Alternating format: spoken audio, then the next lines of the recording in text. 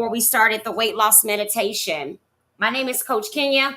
That is me. I was 600 pounds on my deathbed, eating myself to death from a raging food addiction. I now work diligently, consistently in helping women all over the country fight back the battle of mindset, mental health, emotional obesity. No.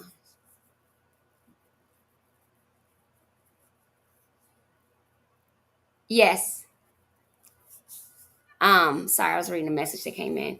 And so I want to give a safe space for people to get a broader, a deeper understanding for the emotional obesity, right? Everybody is focused on the body, but no one is focused on the mind. And the problem is, until you actually focus 100% on your mindset, the body is simply going to continue to yo yo because the mind is driving the body.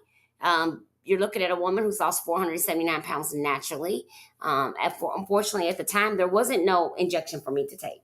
I had already had a reversal. And so I had no choice in that moment if I wanted to live, but to do it naturally.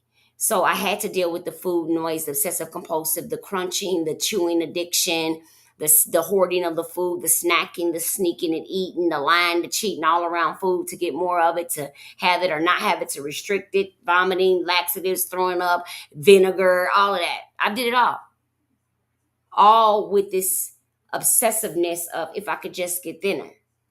I don't know why I thought there was some level of happiness at the end of thin. There was some level of acceptance at the end of thin. There was some level of life won't be as bad if you thinner. I don't know. What I'm telling you is that there was some misconceptions about size. So I've always had a weight issue. So when I first started looking at weight, everything was about how small can I get? How quick can I get that small? That was the entire pursuit. How small can I get and how quick can I get that small? Like, how quick can I get there? I wasn't concerned if I knew about nutrition or metabolism.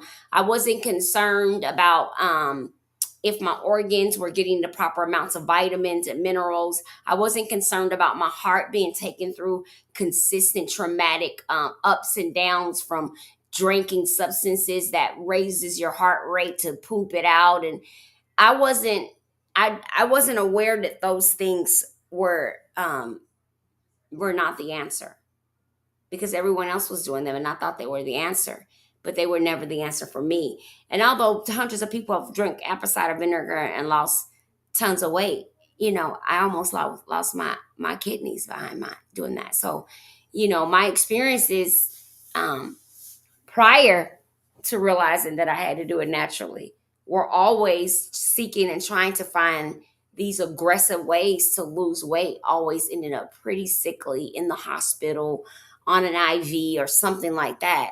And it was always because I was doing something that I had no business doing in my health condition.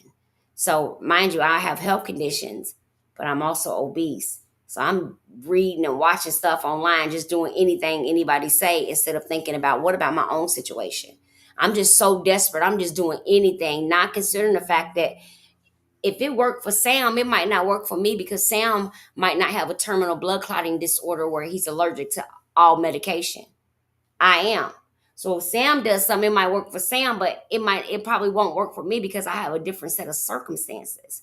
So I had to learn really quick that just because they sell all white Nikes don't mean that everybody can fit the all white Nikes. I mean, some of us got black Nikes. Thank you so much for joining. Hi, Cynthia, that's my baby. She got in the mail today, Cynthia. Hi, Sly, how are you? I mean, some of us got, hi, Rebecca. Hi, Miriam. I mean, some of us going to have to wear the black Nikes because the white Nikes ain't going to fit us. Hi, baby. Good to see you.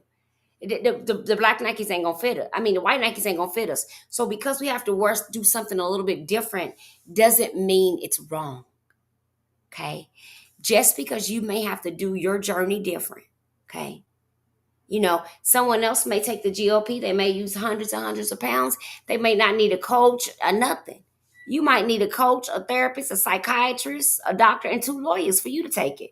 Everybody's different. I mean, that's a little bit dramatic, but you understand the point I'm saying? Because we're all different, it is okay for you to pursue your health and wellness different. That's what I had to do.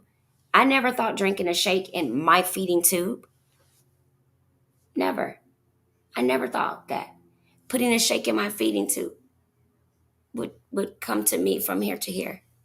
I never thought I would go from here to here. I never thought I would, and this is the truth. Many of you talk about how you're desperate and you are waking up and you had an epiphany and thank you. And y'all tell me how God came into y'all. What the one woman say? She said, it just came over. Thank you. Hi, Chanel. Are you Chanel Hayes? Because I messaged her and I never heard back. Hi, Anna. Thank you guys for helping me reach my goal. Thank you. Thank you, thank you, thank you, thank you, thank you, thank you, thank you, thank you, thank you, thank you, thank you, thank you, thank you. Thank you so much. Hi, Miss Rodriguez. How are you? Hi, Diona. So, what I was explaining was, I forgot what I was saying. I've been doing that a lot lately. They say it's part of that M word, but I'm not going to claim that M word. My memory leaving like that, they say it's normal. How can some of the stuff I'm starting to experience be normal? Hmm? Hmm? How can you drive all the way somewhere and get there and have no idea why you're there? That's not normal. They talking about something that's because of the M word.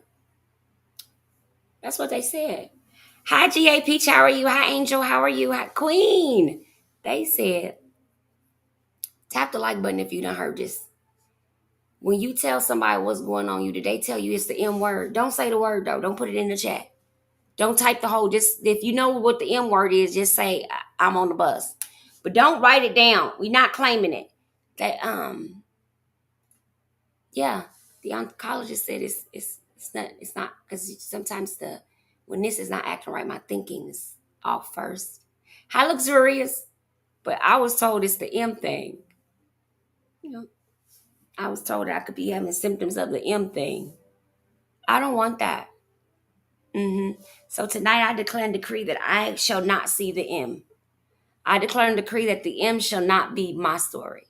Now, some of y'all out here, y'all want to walk around sweaty like y'all just got out the shower and y'all fully dressed. That's fine. You know, that's a sign of your womanhood. But my membership into the We Do Not Care Club includes the fact that I'm not accepting it. I do not care that everyone else is accepting it. I'm not. I'm not accepting it. So I don't know why I be forgetting in the middle of a conversation and I have notes and can't get back on track sometimes.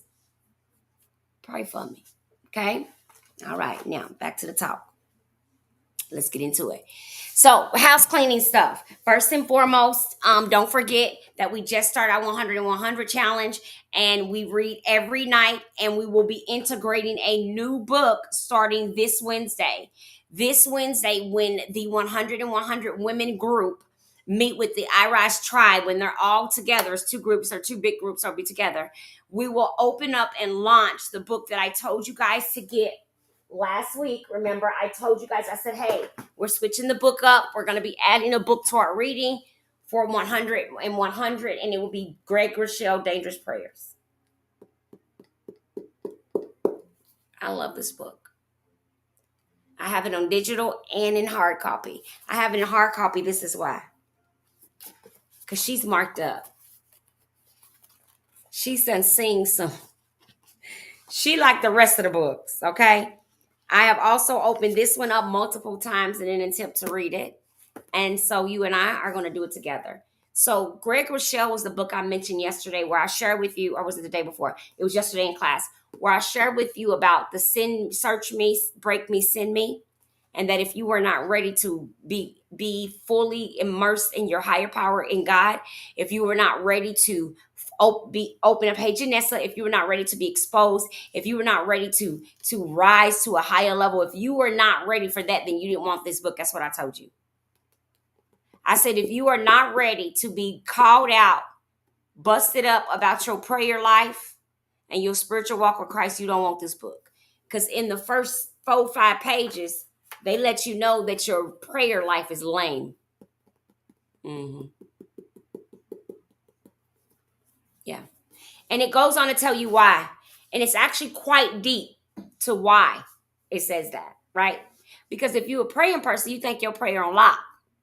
But if you think about it, after reading the first chapter of this, you're going to realize that it's not that you're not praying, it's that the method in which you're pursuing prayer is rudimentary and elementary based on what God is capable of. Hear what I just said.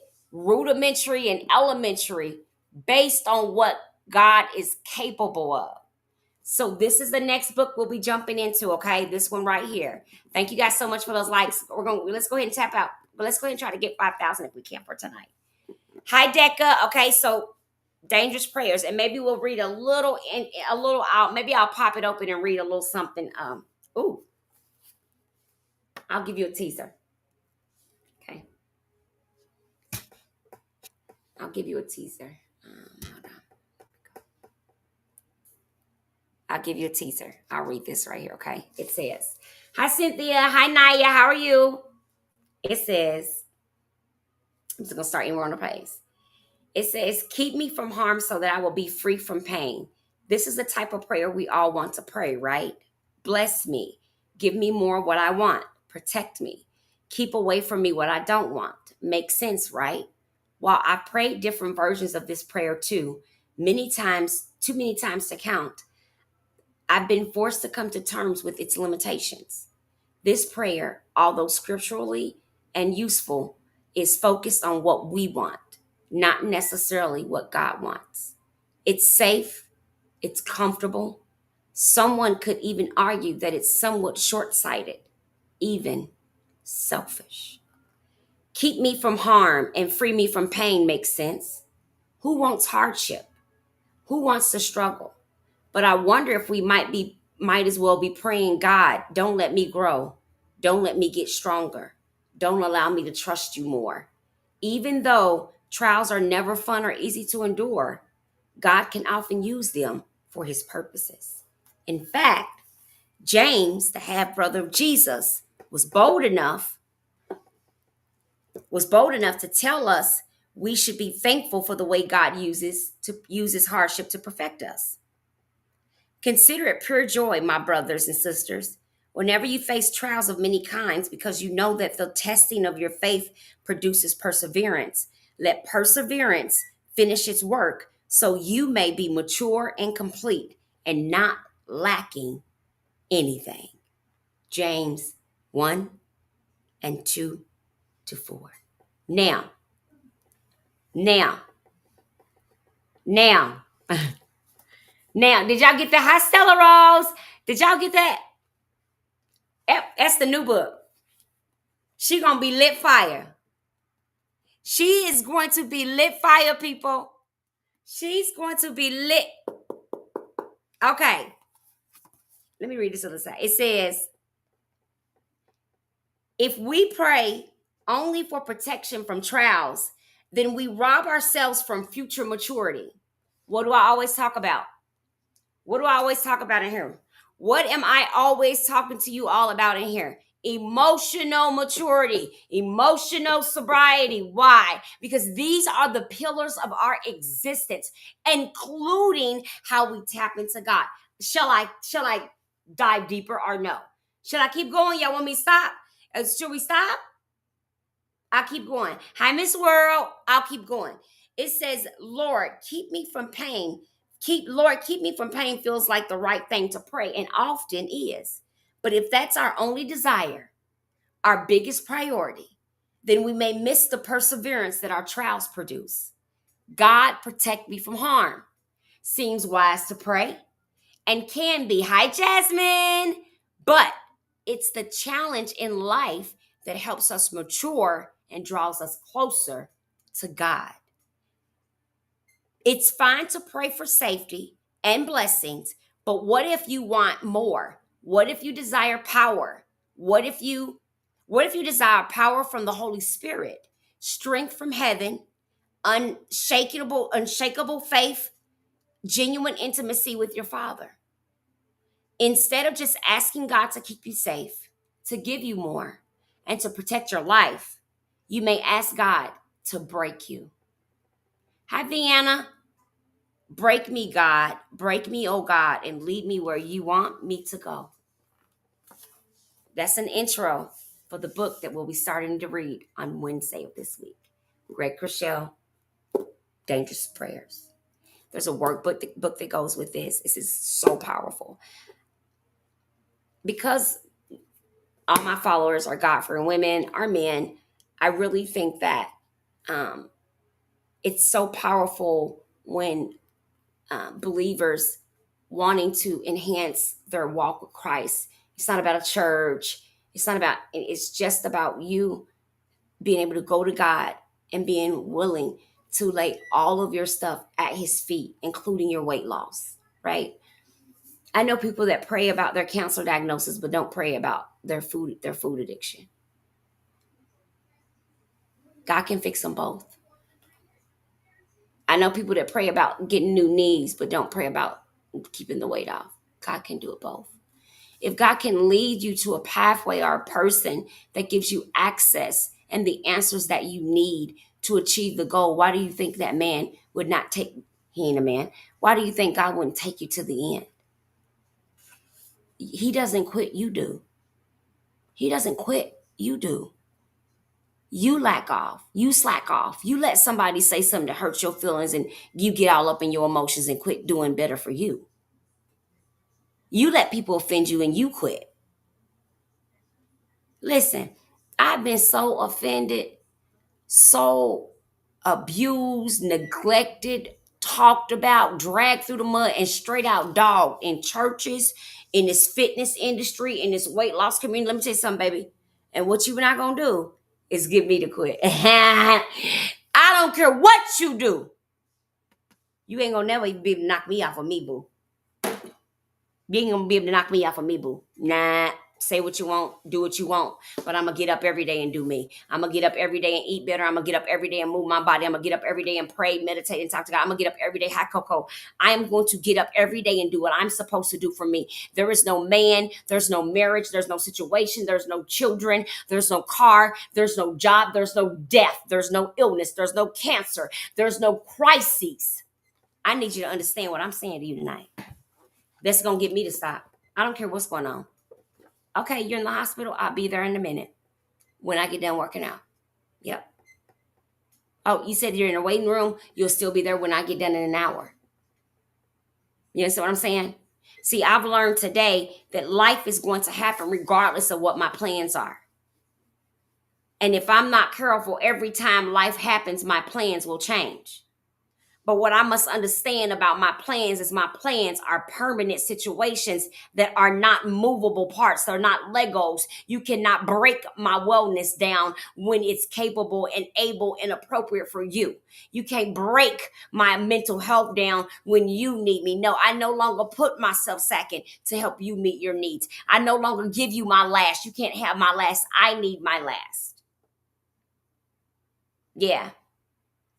Yeah. I'm no longer doing that because, see, living that lifestyle is how I ended up 592 pounds.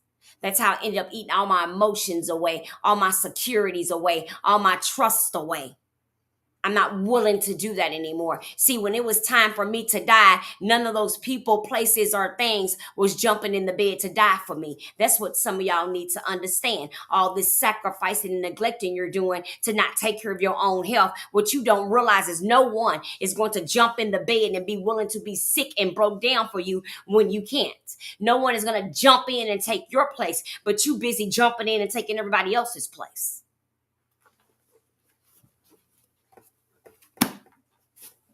So now you can't knock me off mine. They say the bomb of Hiroshima coming. I'm still going to the gym. I guess I'll be in the gym when Jesus get me. Yeah, no, I work out at my house. I'm going to be right there. They say the rapture coming. When he come get me, I'm going to be in here drinking detox tea. I don't know what it's like in heaven. I don't know if they got toxins up there or not. They might have toxins up there. It might be some people up there with some unfinished business. I don't know. I don't know what God's doing. The world is different right now. He might be making exceptions. You see what I'm saying? He might be making exceptions. Okay. So he might be making exceptions and letting folks in that need to have a little work on them still. And if they need to have a little work, I don't know what's up there floating around. So I'm trying to go there prepared. You understand what I'm saying? I know some of y'all laughing at me. Y'all think I'm joking, but y'all know I'll be serious when I talk like it, right? All right, here we go. What are your priorities?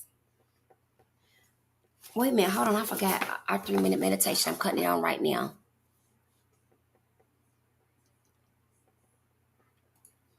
Because the reading is related to them. It's on.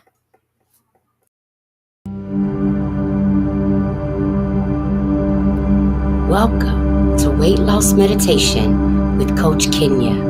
Thank you so much for tuning in. During this meditation, we will focus on relaxation, reducing stress, helping with food noise, cravings, obsessive-compulsive drives to overeat, binging, purging, and therapeutic techniques to help us relax, regain control of our thoughts, and disengage in compulsive obsessive thinking about food. Please feel free to find a quiet space, sit comfortably with your feet flat on the floor and your hands comfortably in your lap. Place your back on the chair, and when you are ready, gently close your eyes and start by taking deep, soft, slow breaths in and out. As the body begins to relax, find yourself joining in this guided meditation. I possess greater strength than my cravings. I embrace health and harmony. I possess greater strength than my cravings. I embrace health and harmony.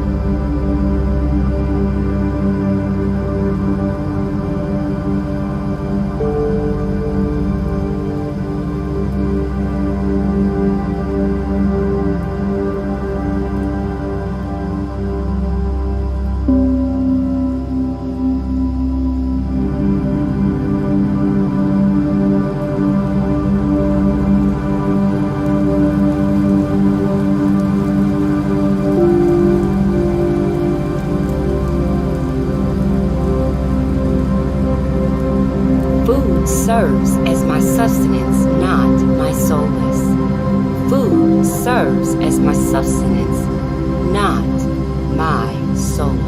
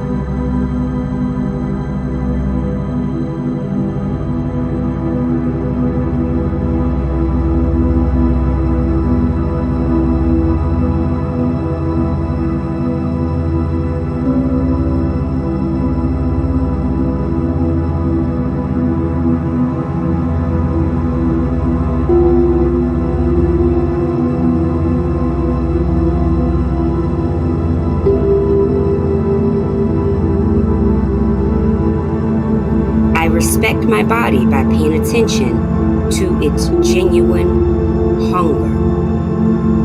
I respect my body by paying attention to its genuine hunger.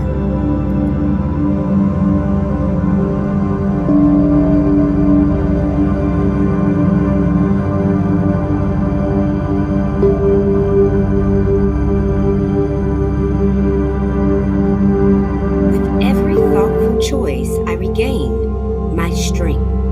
With every thoughtful choice, I regain my strength. Welcome back. Thank you guys so much. Take a deep breath in and blow it out. And take another deep breath in. It really helps to kind of do even just a few minutes of that every day. How wonderfully made. Even just a few minutes of that every day. You can go to my YouTube channel. I have multiple different videos. They kind of do a different binary beat for the food noise or the obsessive compulsive cravings. So even in the middle of the day, it's okay to do just a few minutes. It'll help carry you over.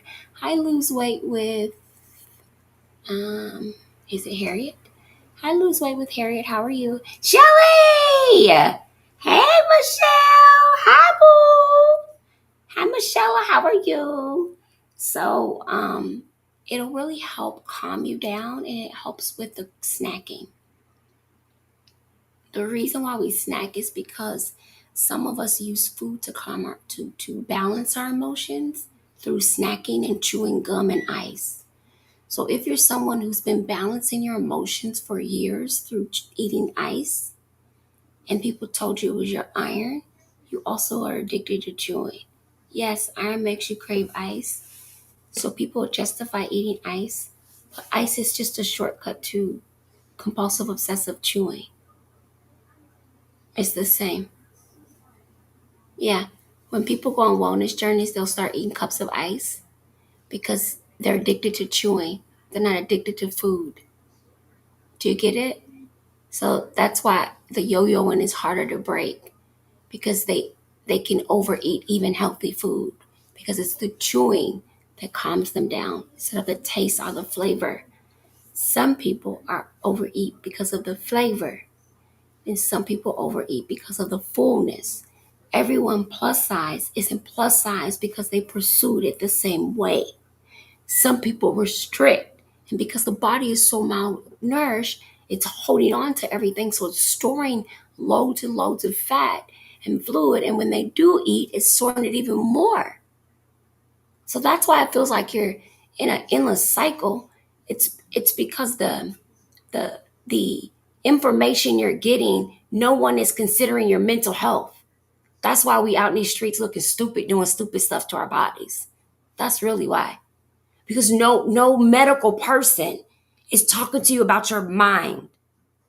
It's like a person with low self-esteem. I don't care if you get a BBL, a boob lip, your lips done, your face done. I don't care what you get done. If your self-esteem is low, you're gonna get all of that with low self-esteem. The only difference is you're gonna have a booty that stink and have low self-esteem. Now you have a reason to have low self-esteem. Do you understand what I'm saying? Because that starts inside. That these are inside jobs that we're trying to correct on the outside. And when the outside doesn't correct like we think it should, now we're in a whole different tailspin. Right? Now we're in a whole different, right? So it goes from I'm too big to fit that to now I'm smaller, but I have so much skin. Now I need this. Well, once I get this gone, now I need that. It'll always be pretty on purpose. How are you? It will always be something if you're not careful. So that's why you have to get this mindset locked in. It has to be locked. It has to be ironclad, locked in. Because if not, then anything can come along the way and blow with the wind, and so will you. You'll jump from thing to thing with the wind because you won't have understood that has nothing to do with fast. This has everything to do with wholeness. Because when you do wellness as a whole job, then not only do you lose weight, you get mentally well, you get your side hustle on, it becomes your business, you buy that new house, kids get healthy and get therapy, and you get therapy, and relationships with parents and family members get healed. And then you have your other version. You just lose a whole bunch of weight and you become the most miserable. Think somebody cares about your raggedy self somewhere. No one cares that you lost the weight. You think everybody's treating you different because you lost weight. That's not what it is, boo. Everybody's treating you different because the way you're acting. You're actually acting different. You're being weird. You can't see it. You can't see it because you think that's the new you. But always the new you ain't the best version. You understand what I'm saying? Sometimes when we go through transitions, we forget to do the self part. Some people have lost weight and still not happy because because their mental health is still messed up. Yeah, they'll lose weight and be sitting around talking about big people. Can y'all make that make sense? Can we just pause real quick before I read? What is that? Why do plus size people sit and make fun of big people? And then why is it that when you lose weight, all of a sudden everybody else is a big bitch? What is that? What is that? What is it? Can someone explain it? Because it sounds tacky, uh, uneducated, ignorant, less than stupid, less than dumb. I mean, it literally it's literally like retarded on crack. How can you sit and degrade someone who looks just like you? Are you not in the mirror?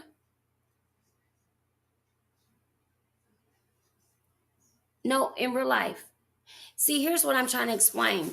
See, one of the main problems in this particular arena is that most of the abuse comes from other plus size people.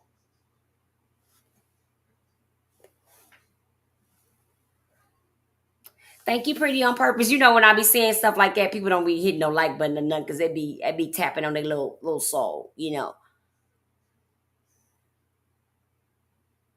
It's other, like, if you looked at your comments, right, and you then looked at their profile, you would see that it's other plus size women battling with their own weight on their own weight loss journey on your page, degrading you about yours. How?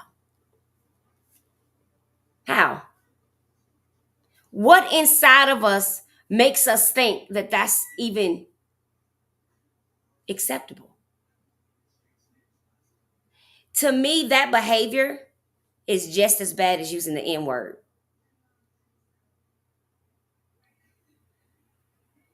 It's just as bad as a white person using the N word to a black person. That's how I feel about that. When you sit and degrade, you have no idea what that person's going through. You don't know nothing about them. But you're spending your time degrading, laughing, making fun of them. While your shoes is leaning to the side, your car ain't got no gas, and you about to get evicted, but you got room to sit and talk about somebody else. How? How? Your purse is fake, your hair's fake, your eyes are fake. Everything about you is big and fake, but you got room to actually degrade somebody else because their hair don't look like yours. Because they didn't pile on 10 pounds of makeup to come outside like you did. Right? Like I hear people say, I'm big, but damn, I ain't that big. That's fucked up. No, no, don't do that. Big is big. Big is big. Because the person smaller than both of y'all is looking at both of y'all as two big B's. Trust and believe. So big is big. So first and foremost, we gotta stop degrading each other in-house. You can't be in a community degrading the community that you're actually a part of. You can't want change in a community where you're adding to the problem. We have to stop degrading people. We have to stop calling them out of their name, treating them as if they lack some level of knowledge or information because of the size of their body. It's not true. I know plus size people with 4 or 5, 6 degrees. Their weight plays no role on their mind. It plays no role on how much educational knowledge they have, how many tests they can pass, and if they can read. Being big doesn't make you unable to read. Like, that's how people act. like you're plus size, so you must be dumb. No, they're not. You don't know the story. So why don't we pipe back? Have a little compassion. Because at any moment, I'm gonna hold your hand when I say this. Because at any moment, you too can go from a size 2 to a size 42. Always remember that. You too are only one situation from the same weight that person that you degrading and talking about got on them. You only one situation away from it yourself. Keep in mind. So for all of those out here degrading all these plus size women on their weight loss and wellness journeys, trying to do their thing, trying to get their life right, you smacking comments, you worried about their skin, worry about yourself. Please know that at any moment, you are one situation from the very place you claim you'll never go. And I say that with a sincere heart. Because I need you to understand, yes, mental and medication can do it. Yes, I was just about to tell you. Because you realize all you got to do is get sick with the right thing and need the wrong medicine at the right time and can gain 100 pounds in 6 months. You know that, right? You know that if you were to fall ill and there's a med you need, they're going to give you the med. They don't care about if you gain weight or not. They're concerned about saving your life. So always remember that every finger you point down, there's always a way that it can be turned around. So for every finger you point down that way, always remember it can be turned around. Always remember that. All right. Now here's the reading. What are your priorities? I was working away in a cabin trying to print out the pages I had typed into my computer. It was taking half an hour to print each page. I had 100 pages to go.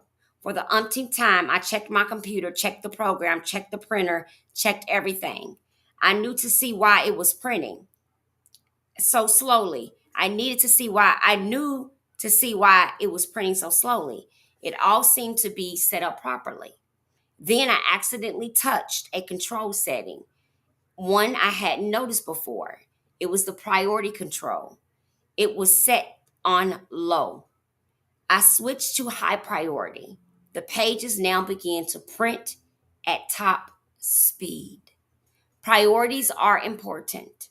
Learning how to focus our energy according to priorities, even though we're going with the flow, is an important part of our lives. It's one of the powers we're learning. What are your priorities? Is living from your heart one of them? Are there tasks you'd like to accomplish? Skills you'd like to acquire? Is meditation being centered and living your life from a place of balance and area you've designated as critical?